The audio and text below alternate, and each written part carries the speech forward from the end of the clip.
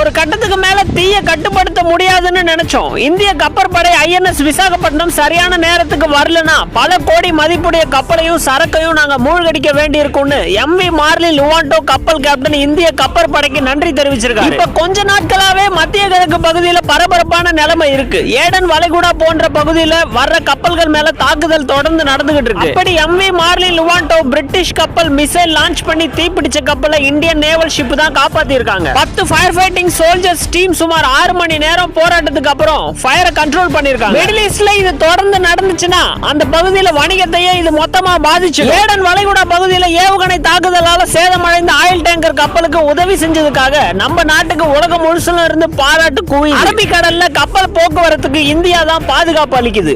India தான் தலைமை தாங்குது. சீனா கிடையாது. சீனாவை கொண்டாடுறதை நிறுத்துங்கன்னு மார்லின் சாய்ஃப்ரே தெரிவிச்சிருக்காரு. அடுத்தவங்களோட எல்லையில ஆக்கிரமிப்பு பண்றது எண்ணமா இல்லாம ஆபத்துல இருக்கிறது